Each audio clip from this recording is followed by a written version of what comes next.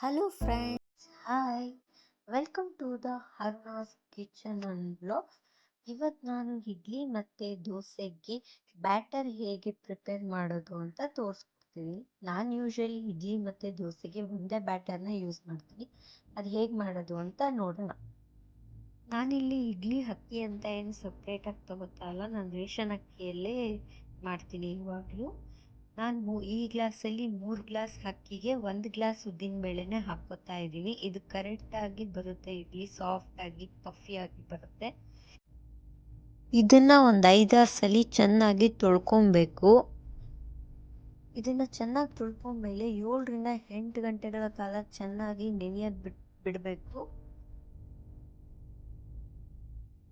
ನೆನೆಸಿರೋ ಅಕ್ಕಿನೆಲ್ಲ ಒಂದೇ ಸಲ ಚೆನ್ನಾಗಿ ಗ್ರೈಂಡ್ ಮಾಡಿ ಇಟ್ಕೊಂಡಿದ್ದೀನಿ. ಇದನ್ನ ಓವರ್ ನೈಟ್ ಬಿಟ್ಟಿದ್ದೀನಿ ನಾನು. ಎಷ್ಟು ಚೆನ್ನಾಗಿ ಬಂದಿದೆ ನೋಡಿ, ಹಸಿಟ್ಟು ಚೆನ್ನಾಗಿ ಇದಾಗಿದೆ, ಫರ್ಮೆಂಟೆಡ್ ಆಗಿದೆ, ನೋಡ್ತಿದ್ದೀರಿ ಅನಿಸುತ್ತೆ.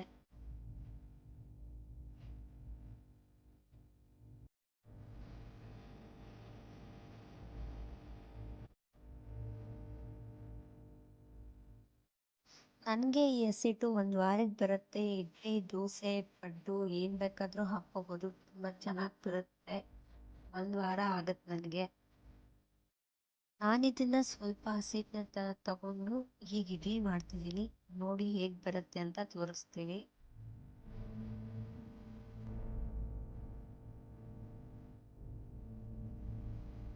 ಗ್ಯಾಸ್ ಸ್ಟವ್ನ ಆನ್ ಮಾಡಿ ಇಡ್ಲಿ ಪಾತ್ರೆನ ಇಟ್ಟು 1 ಚಮಚ ನೀರನ್ನು ಹಾಕ್ತಿದ್ದೀನಿ.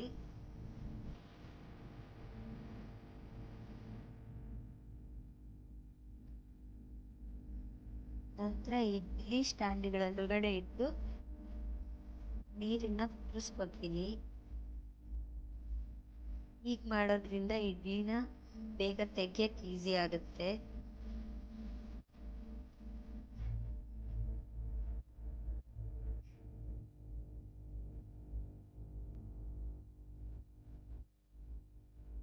ನೀರು ಕುದಿಯೋ ಅಷ್ಟರಲ್ಲಿ ದೋಸೆ ಹಿಟ್ಟಿಗೆ ಉಪ್ಪನ್ನ ಮತ್ತು ಸ್ವಲ್ಪ ಸೋಡಾನ ಸೇರಿಸ್ಕೊಳ್ಳೋಣ.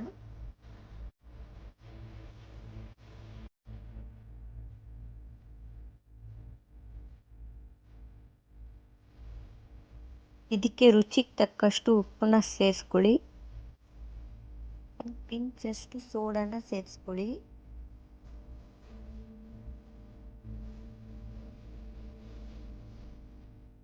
ನೀರನ್ನ ನೋಡಿಕೊಂಡು ಸ್ವಲ್ಪ ಸ್ವಲ್ಪ ಆ್ಯಡ್ ಮಾಡಿಕೊಂಡು ಕಲಿಸ್ಕೊಳ್ಳಿ.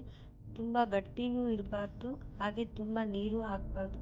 ನೋಡಿಕೊಂಡು ನೀರು ಹಾಕ್ಕೊಳ್ಳಿ, ಇಲ್ಲ ಅಂದರೆ ಗಟ್ಟಿ ಆಗಿಬಿಡುತ್ತೆ. ಗಟ್ಟಿ ಆದರೆ ಇಡ್ಲಿ ಚೆನ್ನಾಗಿ ಬರಲ್ಲ ಆಮೇಲೆ.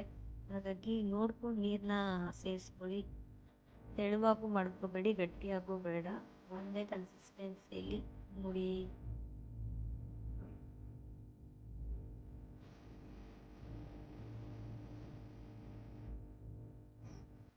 ನಾನು ಇಡ್ಲಿ ಪ್ಲೇಟ್ಗೆ ಎಣ್ಣೆನ ಗ್ರೀಸ್ ಮಾಡ್ಕೊತಾ ಇದ್ದೀನಿ.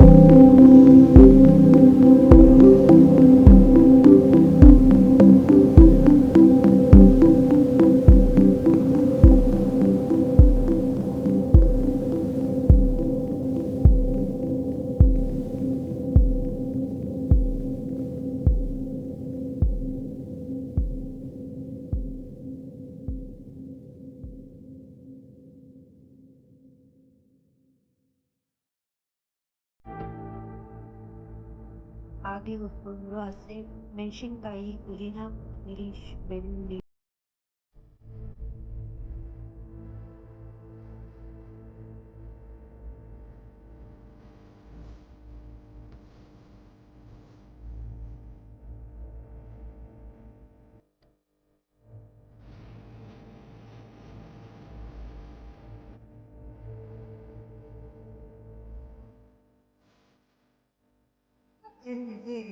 ಎಣ್ಣೆ ಹಾಕಿ ಎಣ್ಣೆ ಕಾದ್ಮೇಲೆ ಸ್ವಲ್ಪ ಸಾಸಿವೆ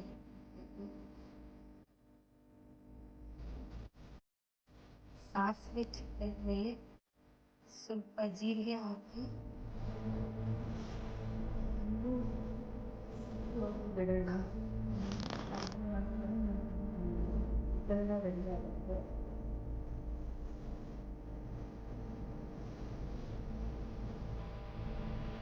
ನಾವು ಮಿಕ್ಸಿ ಮಾಡ್ಕೊಂಡಿರೋ ಚಟ್ನಿನ ಪ್ಯಾನ್ಗೆ ಹಾಕೋಣ.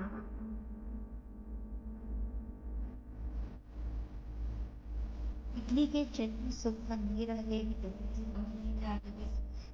ಸ್ವಲ್ಪ ಆ್ಯಡ್ ಮಾಡಿದೆ ನಾನು. ಇಡ್ಲಿಗೆ ಚಟ್ನಿ ಸ್ವಲ್ಪ ಈಗ ಚಟ್ನಿ ರೆಡಿ ಆಗಿದೆ. ಇಡ್ಲಿನೂ ಆರಿದೆ ಅನ್ಕೋತೀನಿ. ಇನ್ನೂ ಸ್ವಲ್ಪ ಹೊತ್ತು ಹಾಕಿ ಖಾರಕ್ಕೆ ಬಿಟ್ಟಿದ್ದು ಚೆನ್ನಾಗಿ ಬರುತ್ತೆ. ಬಾಕ್ಸ್ ಕಟ್ಟಬೇಕಾಗಿರೋ ಬೇಗ ತೆಗಿತಿದ್ದೀನಿ.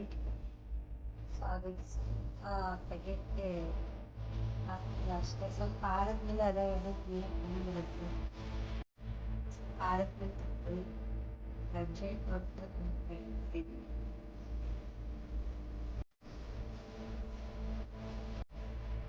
ನಾನು ಟೇಸ್ಟ್ ಮಾಡಿದೆ, ತುಂಬ ಚೆನ್ನಾಗಿ ಬಂದಿದೆ. ನೀವು ಟೇಸ್ಟ್ ಮಾಡಿ. ಹೀಗೆ ಚಾನಲ್ನ ಸಪೋರ್ಟ್ ಮಾಡ್ತಾ ಇರಿ, ಅರುಣಾಸ್ ಕಿಚನ್ ಆ್ಯಂಡ್ ವ್ಲಾಗ್ಸ್ನ.